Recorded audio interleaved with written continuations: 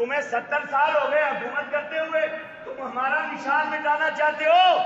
खुदा की कसम तुम मिट जाओगे, लेकिन कलमा पढ़ने वाले नहीं मिटेंगे। 800 वर्ष तक मुसलमानों ने इस देश में राज किया, लेकिन हमारी हंडी में उबाल नहीं आया।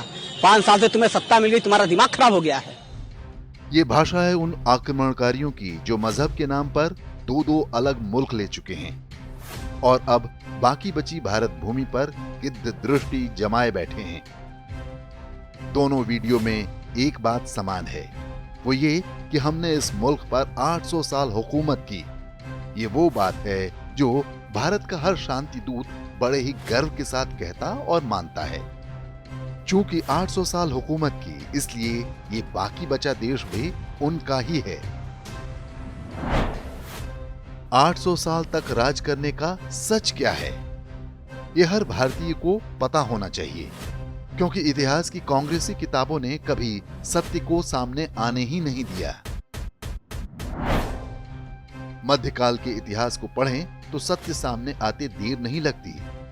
यह इतिहास से मतलब उस कालखंड के समकालीन लेखकों के विवरण से है, न कि कांग्रेस द्वारा पाले गए भाड़े के वामपंथियों द्वारा लिखी मनोहर कहानियां से।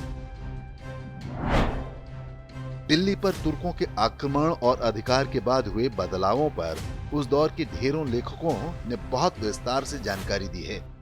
इनमें से अधिकांश अरबी और फारसी भाषाओं में लिखे गए हैं। इनकी अनुवादित और मूल प्रतियां भी सरलता से उपलब्ध हैं, लेकिन इन सब पर झूठ की एक काली चादर डाल दी गई। 800 साल हुकूमत एक ऐसा ही झूठ है जो इतनी बार बोला गया कि बहुत सारे लोग इसे सत्य भी मान लेते हैं। जिस मुगल काल को इतना महिमा मंडित किया गया, वो भी 200 साल से कम ही टिका। दिल्ली पर अधिकार का अर्थ ये कभी नहीं रहा कि पूरे देश पर मुसलमानों का अधिकार हो गया हो। मुस्लिम आक्रमणकारी हमेशा दिल्ली को ही हिंदुस्तान समझते रहे, जबकि दिल्ली से कुछ किलोमीटर दक्षिण से ही अन्य राजाओं का शासन आरंभ हो जाता था। ऐसा कोई समय नहीं रहा जब भारत के अधिकांश क्षेत्रों पर पूरी तरह से मुसलमानों का साम्राज्य स्थापित हुआ हो। दिल्ली तब कोई आज की राजधानी की तरह नहीं थी। ये एक तरह से लुटेरों का अड्डा थी, जहां उनका ही शासन चलता था। यहीं से वे लूटमार करने के लिए गंगा के मैदानों, हरियाणा के क्षेत्रों और राजस्थान, गुजरात तक जाया करते थे। इसकी पुष्टि तब के दस्तावेजों से भी होती है। मुस्लिम आक्रमणकारी जब भी आए, कुछ हजार के झुंड में आए। तब भारत ज्ञान और वैभव के शिखर पर हुआ करता था। ज्ञान में उनकी रुचि नहीं थी, इसलिए मंदिरों और विश्वविद्यालयों को तहस नहस कर दिया और सोना चांदी लूट कर ले गए। जिस मजहब से वे संबंध रखते थे, हत्या और बलात्कार उसका अपरिहार्य अंग है।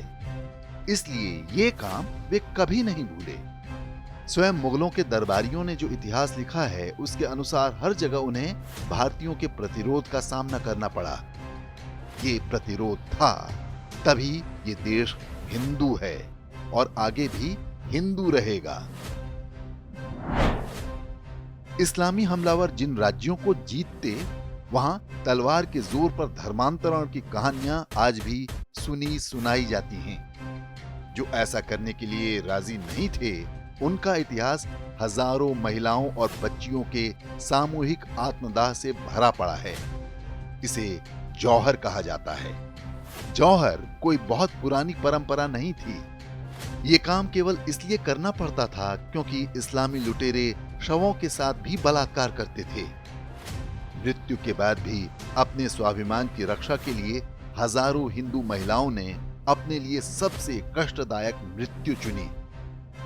राजस्थान ही नहीं, मध्य प्रदेश और कर्नाटक तक में ऐसी घटनाएं हुई।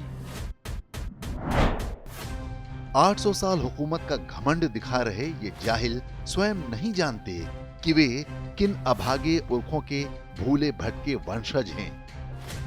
जो लुटेरे अरब से आते थे, उनके साथ महिलाएं तो होती नहीं थीं।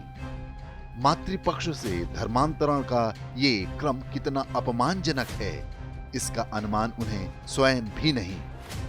ऐसे ही लोगों को हरम में पैदा संतान कहते हैं। उनके लिए एक और शब्द भी प्रयोग होता है। गाली होने के कारण वो शब्द हम यहाँ नहीं बोलेंगे।